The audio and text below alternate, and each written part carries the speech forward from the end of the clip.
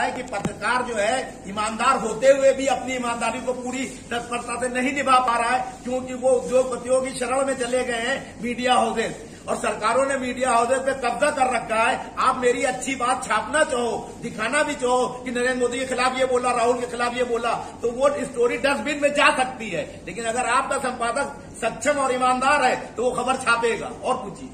एक मिनट, मैं इस बात को थोड़ा सप्लीमेंट करना चाहूंगा और बहुत महत्वपूर्ण।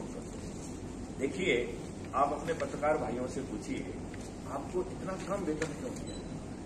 ये तो उसी तरह समय जैसा है जैसे कहा गया बिहार में कि साहब जो है आपको वर्दी दे दी है, आप खुद कमा लीजिए।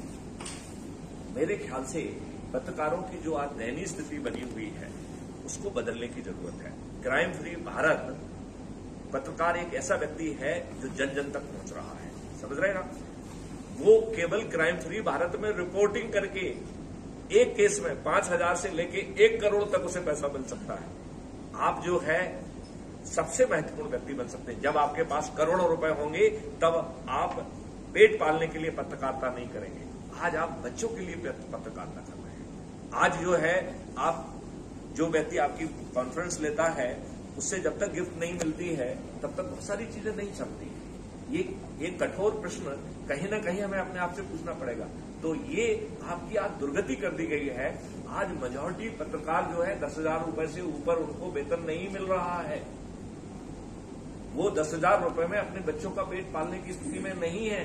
मेरी एक पत्रकार से बात हो रही थी, मिस्टर अमन से। उन्होंने कहा सर चुनाव के समय कुछ पैसा मिल जाता है, उससे कुछ 1-8 महीने हमारा काम चल जाता है। हमने अपने पत्रकारों की इतनी स्थिति, बुरी स्थिति क्यों बना दी है? ये हमारे चतुर्थ स्तंभ है डेमोक्रेसी के। फिर से जो है ना पत्रकारों की इनकम करोड़ों में होगी। क्यों? क्योंकि यदि आप एक केस जो कि जिसमें